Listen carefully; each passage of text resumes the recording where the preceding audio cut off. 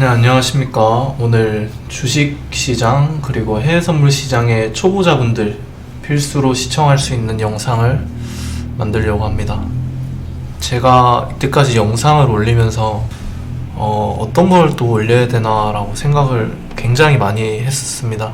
그런데 여기에서 제가 이때까지 올렸던 걸 한번 쭉 보니까 제가 했던 말들이 어느 정도 엇나간 부분들도 있었지만 웬만한 건 제가 생각한 대로 지금까지 다 맞췄던 것 같아요. 전체적인 시장의 흐름이라든지 아니면 제가 말해줬던 어느 정도의 위치가 이 정도는 단기 바닥이 될 것이다 라는 것들 에 대해서도 전부 다 맞췄다고 생각을 합니다. 맞췄다라기보다는 그냥 제가 원하는 대로 움직여줬다, 제가 생각한 대로 움직여줬다라고 정확하게 그렇게 말하면 되는 부분이죠. 그게 정확한 거죠. 그래서 어떤 부분이 제일 조금 맞았냐라고 했을 때 저도 그때는 정확하게 막 확신을 가진 건 아니었지만 그쪽이 더 확률이 높다라고 생각을 한 부분이에요. 왜 제가 그렇게 생각을 했냐면 제가 여기에서도 분명히 예전 영상 보신 분들은 알 거예요. 제가 여기에서 이거를 찍었을 때 여기가 지표 발표가 있었던 날인 걸로 알고 있었어요. 그래서 이때 여기에서 긴 꼬리를 달린 캔들로 이렇게 마감을 해주면 단기 바닥이 될 것이라고 제가 나스닥에서 얘기를 했었던 부분이 있었어요. 근데 아니나 다를까 운이 좋았던 부분도 있겠지만 저는 이게 굉장히 단기 바닥 시그널이라고도 그 영상에서 딱 말을 했었습니다. 딱 잘라서 얘기를 했었습니다. 그래서 확신이 어느 정도의 확신은 가지고 있었다. 그리고 그게 어느 정도의 확신이 지금 시간이 와서 되돌아보니 지금 한 2달, 3달 정도 지난 것 같은데 제 말이 맞았었던 부분이고요. 지금은 이렇게 다시 제가 말했지만 단기 바닥을 찍고 다시 올라가 주지만 다시 내려온다라고 분명히 얘기를 드렸습니다. 그래서 지금도 내려와서 다시 이쪽 라인을 도착을 해 있는 상태인데 여기에서 저는 더 내려간다라고 생각을 하는데 확실한 거는 제가 확실하게 말씀을 드릴 수 있는 거는 앞전같이 이제 앞전을 넘기는 이런 큰 파동들은 절대로 지금 상황에서 나올 수 없는 상황이라고 확실하게 얘기는 드리고, 그리고 이렇게 빠질 확률이 더 높다. 그리고 올라가봐야 크게 세게 못 올라가는 원동력이 부족한 자리라고 생각하기 때문에 지금 이 자리에서도 별로 크게 올라갈 부분은 아니다라고 생각을 합니다. 그리고 제가 지금 이거 나스닥인데 선물시장을 이야기를 하고 있는 거죠. 제가 초보자분들을 위한 영상이라고 했는데 선물시장을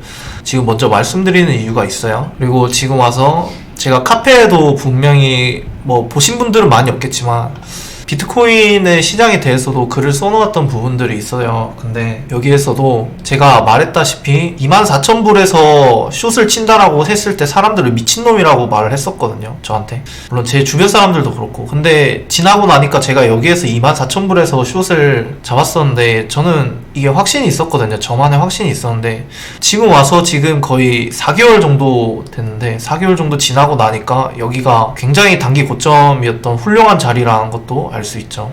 그래서 이렇게 지나가 와서 보면 제가 잡을 때는 미친놈이라는 소리를 사람들이 많이 했지만 제가 생각했던 부분이 결코 그렇게 틀리지 않았다라는 걸 저는 제 확신이 있기 때문에, 그리고 이런 걸 맞았다는 거는 제가 시장을 보는 눈이 틀리지 않았다라는 이야기랑 마찬가지이기 때문에 그렇게 잘못되지 않았습니다. 제가 시장을 보는 눈이. 그렇기 때문에 제가 여러분들한테 오히려 더 당당하게 이야기 드릴 수 있는 겁니다. 그래서 제가 왜 이렇게 생각했는지에 대해서는 예전 영상을 많이 보신 분들은 알 거예요. 제가 생각했을 때 주식이 움직이는 메커니즘들, 그리고 돈의 흐름들, 그리고 경제를 보는 상황들, 이런 것들을 저는 종합을 다 하고 그 다음에 차트를 보고 그 다음에 또 세세하게 분석을 해나갑니다.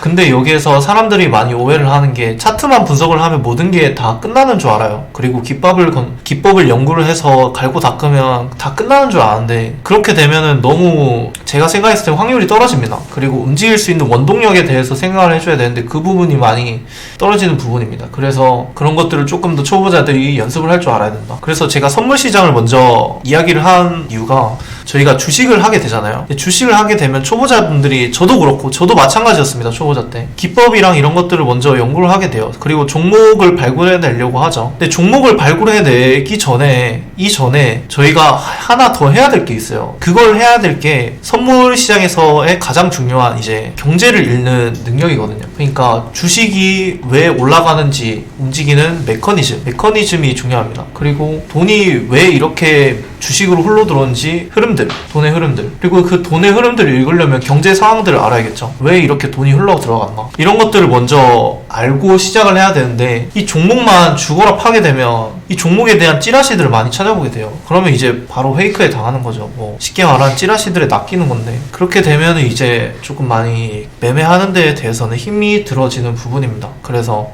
주식의 메커니즘과 돈의 흐름들, 그리고 경제 상황들에 대해서 먼저 저랑 조금씩, 제가 한 번에 다 설명하기는 힘들겠지만, 이 영상 하나로 다 끝내기는 힘들겠지만, 제 영상을 조금 더 꾸준히 보신다라고 한다면 제가 경제 상황도 읽어드리고 있으니까 조금 제가 하는 걸 보면서, 그리고 또 그걸 맞춰보면 좀 더 좋게 흘러갈 것 같습니다. 지금의 경제 상황에 대해서 말씀을 해드리자면, 이번에 FOMC 회의록에 대해서 이제 제롬 파월이 한번 또 말을 했었죠. 금리 인하는 없을 것이다라고. 근데 작년까지만 해도 11월 분기, 12월 분기 이럴 때만 해도 사람들이 기대감을 많이 가지고 또 금리가 인하될 거 아니냐 이번 연도에, 이렇게 말했는데, 저는 그때에도 분명히 말씀을 드렸어요.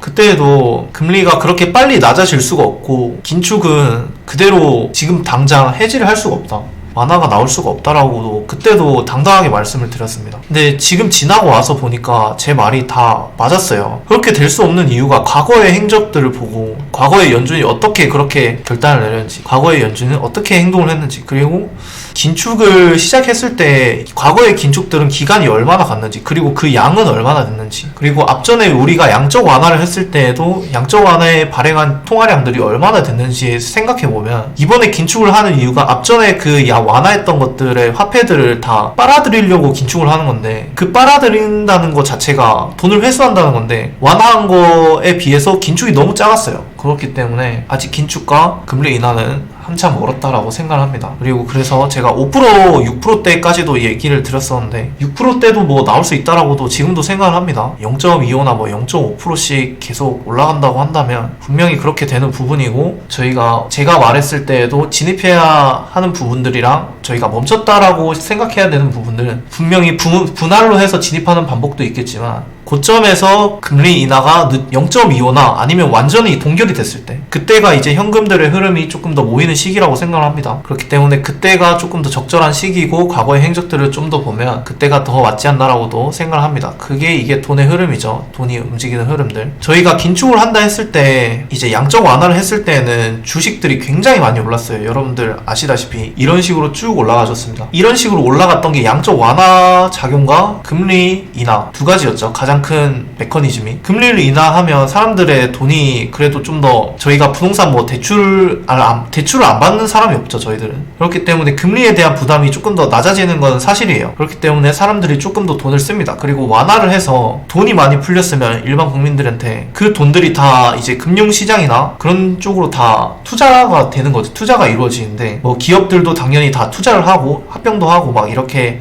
여러 개 나뉘면서 경제가 활성화되는 시기가 옵니다. 이게 완화의 효과죠. 경제가 빠르게 활성화된다. 이렇게 상승을 크게 줬습니다. 그런데 이때 이거를 너무 많이 풀게 되면 당연히 내려오는 것도 생각을 해야 되는데, 지금 올라간 거에 반밖에 안 내려왔어요. 지금 많이 내려온 게 아닙니다. 올라간 거에 반밖에 안 내려왔는데 지금도 다 힘들어 죽으려 하는데 너무 많이 내려왔다, 이렇게 매수를 하고 생각한다면 정말 정확하게 봐야 되는 게 반밖에 안 내려왔다, 정확하게 보자면. 그렇기 때문에 아직은 좀 더 이르다. 그렇게 해서 돈의 흐름이 완화랑 이제 과거들의 긴축, 그리고 금리 인상 인하, 이런 것들에 대해서 주식의 위험 자산에 들어오는 돈들이 많아진다라는 거예요. 근데 지금은 어떻죠? 지금은 시장들이 완화가 됐을 때 위험 자산으로 굉장히 돈이 많이 몰립니다. 투자도 많이 하고 사람들의 주머니가 빵빵했기 때문에.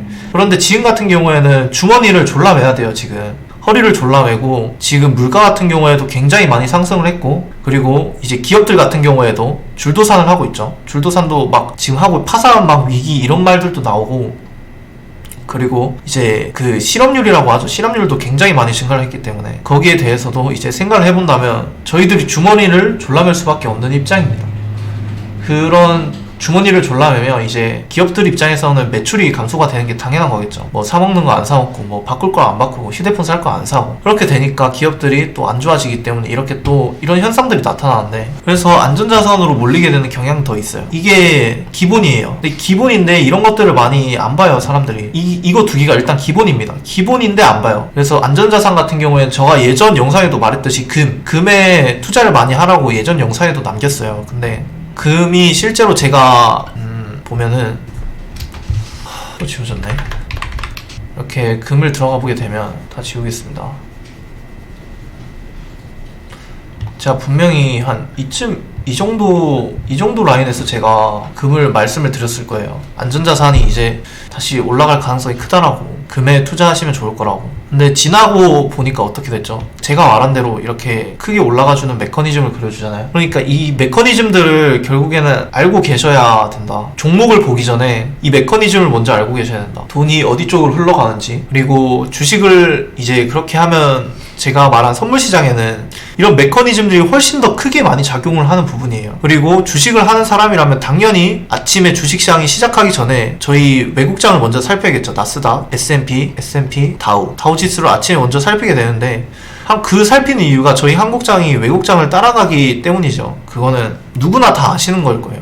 그렇기 때문에 뭐 짜잘한 움직임들은 다 안 따라가겠지만 전체적인 메커니즘은 다 따라가게 돼 있다. 이 메커니즘 왜 따라가는지에 대해서 방금 얘기를 해줬죠, 제가. 그래서 이런 것들을 보게 되는데, 이 주식을 하기 전에 그러면 국내장에 지수들을 보기 전에 이것들을 먼저 보게 된단 말이에요. 그리고 지수를 어느 정도 이 정도 움직일 것이다 라고 예상을 하고, 그리고 경제 상황이 이러니까 지수가 이렇게 움직이고, 이런 종목들에 대해서 그 지수가 좋게 움직이면 종목이 이런 반응을 할 것이다. 그리고 그 반응에 테마적 요소, 재료적 요소, 뭐 이런 것들을, 뭐 차트 분석 이런 것들을 다 합쳐서 그 다음에 모든 게 완족된 이후에 매매를 진행해야 되는 부분이에요. 근데 이 종목만 너무 찾아가신다라는 거죠. 그렇기 때문에 힘이 들어진다, 이렇게까지 생각하시는 분들은 없을 거라고 생각합니다. 저 장담하기 때문에.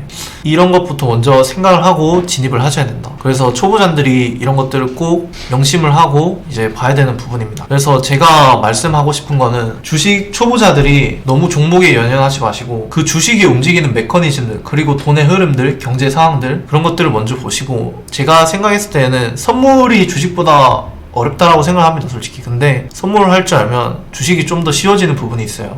그래서 선물 시장에 이런 공부도 같이 해주시면 훨씬 좋은 부분입니다. 자, 여기에서 또 이제 제가 차트에 대해서도 또 한 번 더 설명을 해주고 싶은데, 그거에 대해서는 이제 제가 다음에 또 얘기를 드리도록 하고요. 제가 방금 말했듯이 정리를 해드릴게요. 주식이 움직이는 메커니즘, 주식이란 게 움직이는 메커니즘, 상승할지 하락할지에 대해서 먼저 생각을 해야 됩니다. 근데 거기에서 또 이제 메커니즘들 안에서 흐르는 돈의 흐름들을 보다 보면 경제 상황을 당연히 알아야 됩니다. 그렇기 때문에 경제 상황을 봐야 되는 부분이다.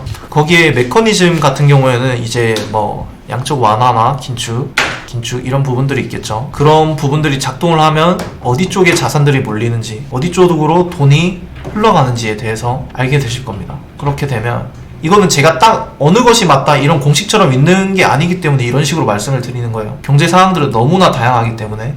그래서 경제 상황들에 대해서 보다 보면, 제가 말씀드렸다시피 저는 과거의 행적들을 찾아서 그거에 토대로 하지만 여러 방법이 있을 겁니다. 뭐 근데 제가 생각했을 때 뉴스를 막 그렇게 뒤져보는 방식은 그렇게 좋은 방식은 아닌 것 같아요. 저 같은 경우에는 과거에 어떻게 움직였는지에 대해서 먼저 보는 사람이기 때문에 저는 그런 식으로 하는데, 다른 방식으로 봐도 상관이 없습니다. 자신이 그게 방식이 정확하다면 그런 경제 상황들을 먼저 정확하게 판단할 줄 알아야 됩니다. 그렇게 해서 모든 걸 합당하게 됐을 때, 이제 저 같은 경우에는 제롬 파월 연준 의장들 같은 경우를 가장 많이 보고요. 그런 것들을, 과거의 흔적들을 찾아보게 되면 이제 어느 정도의 시간, 그리고 어느 정도의 뭐 가격의 흐름들, 그리고 차트를 보면서 또 어느 정도의 지지 라인, 이런 것들을 보실 줄 알게 되면 굉장히 초보자들은 그게 도움이라기보다는 힘이 되실 겁니다. 진짜로. 남들이 아무리 진짜 그냥 하루 종일 기법 설명하고 하루 종일 뭘 떠든다 해도 이것만한 힘이 없을 거예요. 여러분들은 이거에 대해서 힘을 갖는 게 굉장히 중요합니다. 그렇기 때문에 섣부른 투자를 하지 마시고, 돈을 먼저 넣지 마시고 네이버에서 그냥 먼저 뒤져보시는 게 좀 더 합당하다고 생각합니다. 여러분들 성공 투자 하셨으면 좋겠고, 저희들 이제 새해 복 많이 받으셨으면 좋겠습니다.